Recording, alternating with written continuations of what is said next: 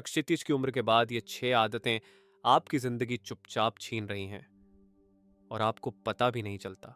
और अगर असली नुकसान आपकी उम्र नहीं बल्कि वो आदतें कर रही हों जो आप हर दिन दोहराते हैं, बिना सोचे समझे हम मानते हैं कि उम्र बीतने से शरीर कमजोर होता है, कि बुढ़ापा कैलेंडर के साथ आता है। लेकिन अगर असल टूटन उम्र से नहीं बल्कि रोज के छोटे फैसलों से हो, तो क्योंकि हम हमेशा बीमारियों से नहीं मरते। कई बार हम मोमबत्ती की तरह बुझते हैं जिसके पास अब भी मोम है, लेकिन लौ कभी आराम नहीं करती। सबसे दुखद बात यह है कि यह घिसावट बाहर से नहीं अंदर से आती है, आदतों से जो ताकत, स्वास्थ्य और खुशी चुरा लेती हैं, और हम उन्हें सामान्य मान लेते हैं। 65 की उम्र के बाद भी कई लोग तेजी से चलते हैं, हंसते हैं और उनकी आंखों में चमक होती है, और कुछ लोग बिना किसी गंभीर बीमारी के खुद को थका हुआ, खोया हुआ महसूस करते हैं। फर्क अक्सर जेनेटिक्स में नहीं बल्कि जीने के तरीके में होता है। इस वीडियो का मकसद डराना नहीं बल्कि आपकी आंखें खोलना है उन मासूम लगने वाली आदतों की ओर जिनसे जिंदगी चुपचाप कम हो रही है। क्योंकि कई बार जिंदगी को सबसे ज्यादा छोटा करने वाली चीजें बड़ी गलतियां नहीं होती बल्कि रोज के छोटे छोटे अनदेखे लापरवाहियां होती हैं। हम बात करेंगे 6 आदतों की, 6 शांत तरीकों की जिनसे लोग अपनी ऊर्जा और जीवन शक्ति खो देते हैं। और सबसे अहम बात जानेंगे कि इसे कैसे बदला जाए, क्योंकि बदलाव का समय हमेशा होता है, बेहतर जीने की जगह हमेशा होती है। अंत तक जरूर देखिए, क्योंकि 6वीं आदत सबसे मासूम लगती है लेकिन वही सबसे ज्यादा जीवन चुपचाप चुरा लेती है। आदत नंबर 1, खराब नींद और उसे नजरअंदाज करना बुजुर्गों के बीच एक आम बात है। अब मुझे ज्यादा नींद की जरूरत नहीं, जैसे शरीर ने थकना बंद कर दिया हो। लेकिन ये बात खतरनाक है। नींद सिर्फ आंखें बंद करना नहीं होती, ये शरीर को चंगा करने, मजबूत करने की अनुमति देना होता है। गहरी नींद में कोशिकाएं खुद को ठीक करती हैं, इम्यून सिस्टम सक्रिय होता है, दिमाग अनुभवों को याद में बदलता है। अगर ये प्रक्रिया नहीं होती तो शरीर अंदर ही अंदर टूटने लगता है। खराब नींद मतलब हमेशा पूरी रात जागना नहीं होता। कई बार ये सूक्ष्म होता है, रात में बार बार उठना, सुबह थका हुआ उठना, दिन में ऊँघना। अगर ये हफ्तों, महीनों या सालों तक चलता रहे, शरीर कमजोर होने लगता है। मारिया 73 साल की थी, कहती थी मैं कम सोती हूँ लेकिन अब आदत हो गई है।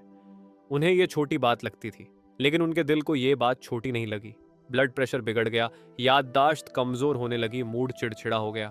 एक दिन डॉक्टर ने साफ कहा, मारिया, ये उम्र नहीं है, ये सालों की नींद की कमी है। क्रोनिक खराब नींद जुड़ी होती है हार्ट डिजीज, अल्जाइमर, चिंता और याददाश्त की दिक्कतों से। और सबसे चिंता की बात यह है कि अक्सर इस पर कुछ भी नहीं किया जाता। इसे उम्र का हिस्सा मान लिया जाता है, जैसे कि यह अपरिहार्य हो। लेकिन ऐसा नहीं है। 65 की उम्र के बाद अच्छी नींद लेना संभव है, और यह पहले से कहीं ज्यादा जरूरी है, क्योंकि अब हमारे शरीर में पहले जैसी रिकवरी क्षमता नहीं बची। हर रात मायने रखती है। गहरी नींद का हर घंटा स्वास्थ्य और जीवन जोड़ता है। तो क्या किया जा सकता है? पहला, एक नियमित नींद की दिनचर्या बनाएं। हर दिन एक ही समय पर सोएं और उठें, चाहे वीकेंड ही क्यों ना हो। दूसरा, सोने से कम 1 घंटे पहले स्क्रीन से दूर रहें। मोबाइल और टीवी की नीली रोशनी दिमाग को भ्रमित करती है और मेलाटोनिन, नींद का हार्मोन, के उत्पादन को धीमा कर देती है। तीसरा, शयन कक्ष का माहौल आरामदायक रखें। हल्की रोशनी, सुखद तापमान, शांति या धीमी संगीत, ये सब शरीर को संकेत देते हैं कि अब विश्राम का समय है। चौथा, रात का खाना हल्का और जल्दी खाएं। भारी खाना पेट को काम में लगा देता है जब शरीर को आराम चाहिए होता है, जिससे नींद टूटती है। पांचवा, प्राकृतिक हर्बल चाय जैसे वेलेरियन मेलिसा या पासिफ्लोरा लें। ये वैसे से थे जो बिना किसी साइड इफेक्ट के शरीर को शांत करती हैं। अच्छी नींद कोई विलासिता नहीं है, ये एक जैविक जरूरत है। अगर आपको लगने लगा है कि आप बुरी नींद के आदी हो गए हैं, तो याद रखिए, आपका शरीर इसकी आदत नहीं डालता, वो थकता है। अपनी नींद को प्राथमिकता दीजिए, क्योंकि हर पूरी नींद एक और भरी पूरी जिंदगी देती है। आदत नंबर 2, खाना तो है पर बिना पोषण के। कई लोग कहते हैं मैं अच्छा खाता हूं, जैसे हमेशा खाया है। और यह सच है, खाना वही है, लेकिन अब शरीर वैसा नहीं रहा। खाना खाना पोषण नहीं होता। आप रोज पेट भर सकते हैं, फिर भी कुपोषित रह सकते हैं। 66 की उम्र के बाद यह सबसे चुपचाप होने वाली आम आदतों में से एक है, जैसे कुछ बदला ही नहीं। समय के साथ शरीर की जरूरतें बदल जाती हैं। जो पहले काफी था, अब वह या तो कम है या नुकसानदायक। डॉन अल्फ्रेडो 72 साल के थे। हर सुबह सफेद ब्रेड, चीज और मीठी कॉफी लेते थे। दोपहर को चावल और थोड़ा मांस, रात को सूप या बिस्किट। कुछ भी गलत नहीं दिखता था। न ज्यादा खाते थे न जंक फूड। फिर भी धीरे धीरे उनकी मांसपेशियां कम होने लगीं, टांगे कमजोर हो गईं, याददाश्त ढीली पड़ने लगी, त्वचा फीकी लगने लगी और ऊर्जा खत्म होने लगी। जांच में सामने आया वह कुपोषित थे। खाना कम नहीं था पर पोषण गायब था। क्षण शख्स 30 के बाद शरीर को मांसपेशियों को बनाए रखने के लिए ज्यादा प्रोटीन चाहिए होता है। दिल और दिमाग के लिए स्वस्थ वसा जैसे जैतून का तेल या एवोकाडो चाहिए होता है। पाचन के लिए फाइबर और रोग प्रतिरोधक क्षमता के लिए विटामिन और मिनरल्स चाहिए होते हैं। पर ज्यादातर घरों में वही दोहराव होता है, ब्रेड, चावल, पास्ता, कॉफी, बिस्किट। सफेद मुलायम, जल्दी बनने वाले पर पोषणहीन। ये किसी सख्त डाइट की बात नहीं है, बल्कि प्लेट को देखकर बस खुद से पूछिए, क्या ये खाना मेरे शरीर को ताकत दे रहा है या बस भर रहा है? तो क्या करें? सबसे पहले ताजे और रंग बिरंगे खाद्य पदार्थ जोड़ें। एक साधारण सलाद, एक फल, रोज दोपहर या रात में सब्जी, फर्क साफ दिखेगा। दूसरा, हर भोजन में प्रोटीन शामिल करें। ये एक अंडा हो सकता है, एक टुकड़ा मछली, कुछ सब्जियां जैसे दाल या चना या फिर नेचुरल दही। आपको बहुत ज्यादा नहीं चाहिए, आपको नियमितता चाहिए। तीसरा, छिपे हुए फैट की बजाय अच्छे फैट लें। मार्जरीन की जगह जैतून का तेल इस्तेमाल करें। कुकीज की बजाय सूखे मेवे खाएं। ये छोटे बदलाव शरीर को गहराई से लाभ देते हैं। चौथा, पानी अधिक पिएं। कई वरिष्ठ नागरिकों को प्यास कम लगती है, जिससे शरीर में पानी की कमी और मानसिक भ्रम हो सकता है। यदि संभव हो तो ऐसे डॉक्टर या न्यूट्रिशनिस्ट से सलाह लें जो वृद्धावस्था के पोषण को समझते हों। कई बार सिर्फ विटामिन डी, B12 या कैल्शियम का एक साधारण सप्लीमेंट भी कुछ महीनों में पूरी सेहत में सुधार ला सकता है। याद रखें, उम्र सिर्फ सालों से नहीं मापी जाती, ये आपकी कोशिकाओं, हड्डियों और प्रतिरक्षा प्रणाली से मापी जाती है। और यह सब इस पर निर्भर करता है कि आप अपनी थाली में क्या रख रहे हैं। खाना केवल जीने के लिए नहीं होता, यह जीवन को पोषण देने के लिए होता है। 65 की उम्र के बाद हर निवाला पहले से ज्यादा मायने रखता है। आदत नंबर 3, चलना बंद कर देना, क्योंकि अब शरीर में ताकत नहीं है। मैं बाहर नहीं जाता क्योंकि थक जाता हूँ। सीढ़ियों से डर लगता है। काश पहले की तरह कर पाता, अब शरीर साथ नहीं देता।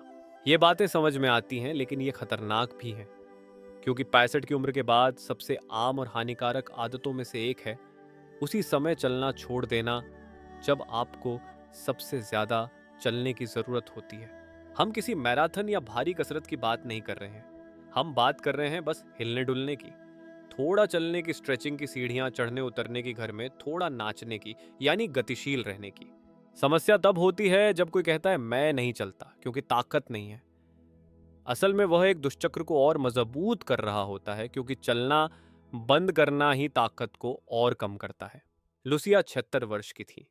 हर दिन रोटी लेने और पार्क में थोड़ा घूमने जाती थीं। यह उनकी दिनचर्या थी, आज़ादी का एहसास। लेकिन एक सर्दी में उन्होंने बाहर जाना बंद कर दिया और फिर इसकी आदत बन गई। क्यों जाऊं, बाहर अंधेरा है, थक जाती हूं, कुछ करने को है भी नहीं। 6 महीने बाद उनके पैरों ने साथ देना बंद कर दिया। कुर्सी से उठना मुश्किल हो गया। बिस्तर में चढ़ने में भी मदद चाहिए होती थी। डॉक्टर ने साफ कहा, उनका शरीर उम्र से नहीं बल्कि निष्क्रियता से ज्यादा कमजोर हुआ है। जब हम चलना बंद करते हैं, केवल मांसपेशियां भी नहीं, हड्डियां भी कमजोर होती हैं। रक्त संचार धीमा हो जाता है, दिमाग भी धीमा हो जाता है, यहाँ तक कि मनोदशा भी प्रभावित होती है। क्योंकि गति केवल शारीरिक नहीं होती, यह मानसिक और भावनात्मक भी होती है। चलने से डोपामिन और सेरोटोनिन जैसे हार्मोन बनते हैं जो हमें अच्छा महसूस कराते हैं। दिल, फेफड़े और आंतें सक्रिय होती हैं। यह एक ऐसी निशुल्क दवा है जिसका कोई विकल्प नहीं है। और वृद्धावस्था में चलना का मतलब क्या है? कोई कसरत नहीं, बस कुछ भी जो आपको स्थिरता से बाहर निकाले। घर में ही चलना, उठते और सोते समय स्ट्रेच करना, धीरे धीरे सीढ़ियां चढ़ना उतरना, कुर्सी पर बैठे बैठे हल्की गति की एक्सरसाइज करना, संगीत पर हाथ, गर्दन, कमर हिलाना, या फिर अपने पोते या जीवन साथी के साथ थोड़ा सा नाच लेना। 5 मिनट, फिर 10, फिर 15। मुद्दा ज्यादा करने का नहीं है, मुद्दा है रुकना नहीं। अगर गिरने का डर है तो साथ में किसी के साथ कीजिए, सहारा लीजिए। अगर जल्दी थक जाते हैं तो आराम कीजिए, लेकिन अगले दिन फिर कीजिए, क्योंकि हर छोटा सा आंदोलन आत्मनिर्भरता, जीवन और गरिमा में निवेश है। शरीर इसलिए नहीं रुकता क्योंकि वह बूढ़ा हो गया है, वह बूढ़ा इसलिए होता है क्योंकि वह रुक गया है। बुजुर्गावस्था में चलना फिरना कोई विकल्प नहीं है। यह जीवन से कहने का तरीका है, मैं अब भी यहाँ हूँ और अब भी चल रहा हूँ।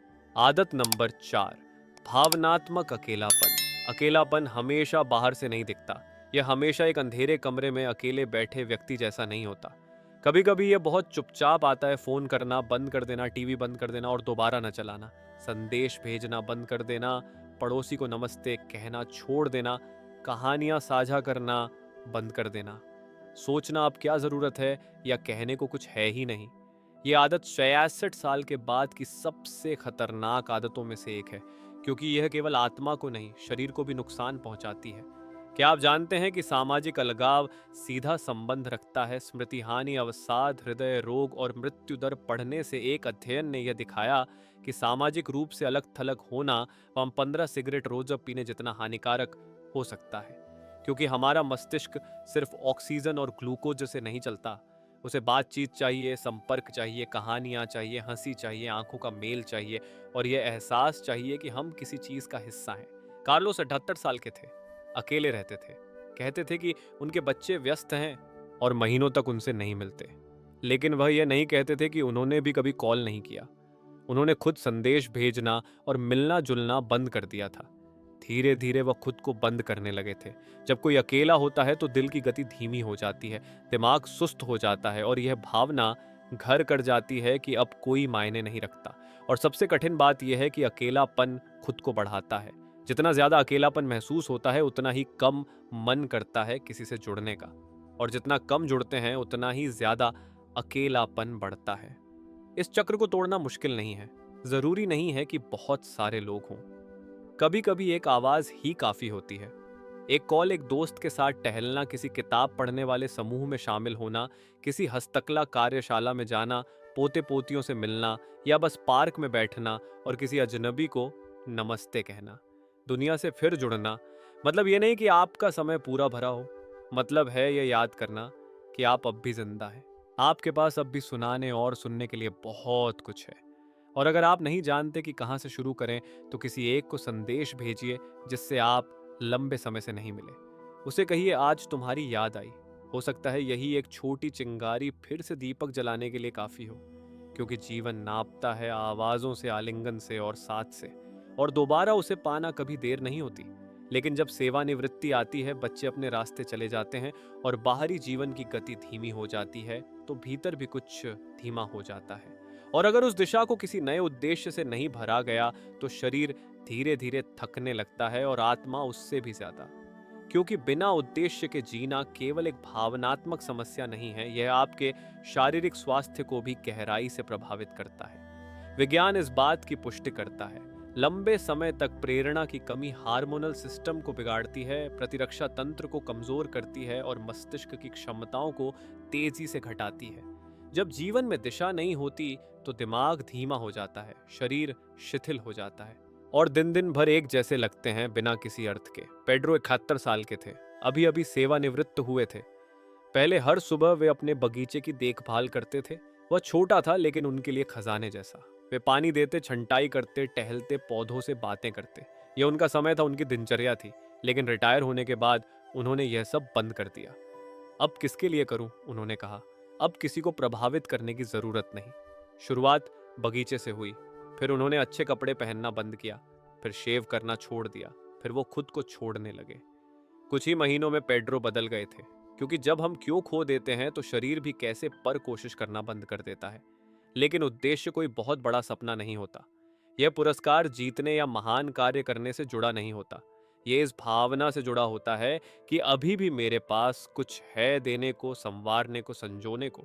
ये जितना भी छोटा हो, एक डायरी लिखना, एक नई रेसिपी बनाना, पौधों की देखभाल करना, बच्चों को कहानियां सुनाना, एक खिड़की की कुर्सी खिसका देना ताकि रोशनी आ सके, हर छोटा कदम आत्मा को जीवन देता है।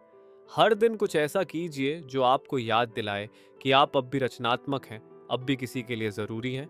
क्योंकि आत्मा शरीर के साथ बूढ़ी नहीं होती, वह तब बूढ़ी होती है जब उसे सुबह उठने की वजह नहीं मिलती।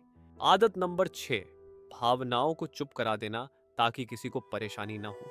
समय के साथ बहुत से लोग सीख जाते हैं गुस्सा, दुख, डर को दबा देना। कहते हैं मैं किसी को परेशान नहीं करना चाहता। कहने से क्या होगा, क्यों बोझ डालूं, लेकिन जो कहा नहीं जाता वह खत्म नहीं होता। वह भीतर जमा हो जाता है और फिर शरीर को बीमार करने लगता है। दबी हुई भावनाएं कभी नींद की कमी बनकर, कभी ऐसे दर्द बनकर जो डॉक्टर नहीं समझ पाते, कभी ब्लड प्रेशर, घबराहट या पेट में गांठ बनकर बाहर आती है। यह कल्पना नहीं है, यह आत्मा का शरीर के दरवाजे पर दस्तक देना है। सुनो मुझे।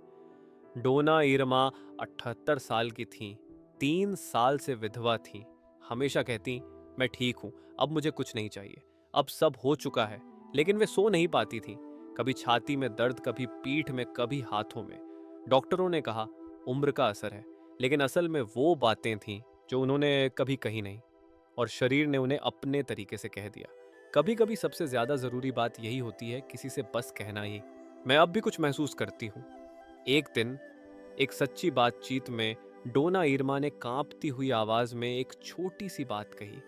जब से वो नहीं है, अब किसी से दिल खोलकर बात करने का मन ही नहीं करता। और तभी हमें समझ आया, शरीर वो सब कह रहा था जो उन्होंने सालों से चुपचाप सहा था। क्योंकि बात करना शिकायत नहीं है, बात करना आत्मा की देखभाल है। उसे हल्का करना है जो बोझ बन गया है, जो अंदर कहीं जकड़ गया है, जिसके लिए अब कोई जगह नहीं बची। ज्यादा लोगों की जरूरत नहीं होती, कभी कभी सिर्फ एक इंसान ही काफी होता है। एक दोस्त, एक बेटी, एक काउंसलर, एक डायरी या एक वॉइस रिकॉर्डिंग। जरूरी बात यह है उस दर्द को बाहर निकालना, उसका नाम लेना, लिखना, रोना, कहना, साझा करना। यही वो मरहम है जो कई बार दवाई से ज्यादा असर करता है। और नहीं, ये स्वार्थ नहीं है, ये किसी को परेशान करना नहीं है, ये अच्छे से जीने का हिस्सा है, ये गरिमा से उम्र बढ़ाने का हिस्सा है। तो अगर आपने भी चुप रहना सीखा है ताकि किसी को तकलीफ ना हो, ताकि आप किसी पर बोझ न बने, तो याद रखिए, जो आपसे प्यार करता है वो आपको सुनना भी चाहता है, और आपकी सेहत को भी इसकी जरूरत है। क्योंकि कई बार लंबे समय की चुप्पी शांति लग सकती है, लेकिन असल में वो सिर्फ बंद दरवाजे के पीछे छुपा दर्द होता है। अंतिम विचार बदलाव के लिए कभी देर नहीं होती। कोई भी उम्र 65, 70, 80 आखिरी नहीं होती। हर मोड़ पर बेहतर जीने की गुंजाइश होती है। और नहीं, आपको सब कुछ एक ही दिन में बदलने की जरूरत नहीं है। आपको बस देखना है, समझना है और एक छोटा सा कदम लेना है। क्योंकि हर आदत, चाहे वो कितनी भी मामूली लगे, या तो आपके जीवन से समय छीन सकती है या उसमें और जीवन भर सकती है। बेहतर नींद लेना, समझदारी से खाना, शरीर को हल्का फुल्का हिलाना, मन की बात कहना और सुबह उठने के लिए एक वजह ढूंढना, यही है असली जीवन। बदलना कोई सजा नहीं है। बदलना आत्मा को कहना है, मैं तुझसे प्यार करता हूँ। शरीर को कहना है, मैं तुझे महत्व देता हूँ। और खुद से कहना है, अभी भी बहुत कुछ जीना बाकी है। शायद आप सोचें कि अब बहुत देर हो चुकी है, लेकिन मैं आपसे कहता हूँ, बेहतर जीने के लिए कभी देर नहीं होती। हाँ, देर तब होती है जब हम कभी कोशिश ही नहीं करते। तो आज बस एक आदत चुनिए, सिर्फ एक, और शुरू कीजिए धीरे, प्यार से। क्योंकि अच्छे से जीना भी एक अभ्यास है और इसे शुरू करने की कभी देर नहीं होती। अगर इस वीडियो का कोई भी हिस्सा आपके दिल से जुड़ा हो तो मुझे नीचे कमेंट्स में बताइए, आपने कौन सी आदत को अपने जीवन में पहचाना। और अगर आप किसी को जानते हैं जिसे ये बातें सुननी चाहिए, तो इसे ज़रूर साझा करें। अगर आप इस तरह की बातें और जानना चाहते हैं, जो सिर्फ जानकारी न दें बल्कि दिल से बात करें, तो हमारे चैनल से जुड़िए। धन्यवाद। आप अकेले नहीं हैं, हम सब साथ जीना सीख रहे हैं।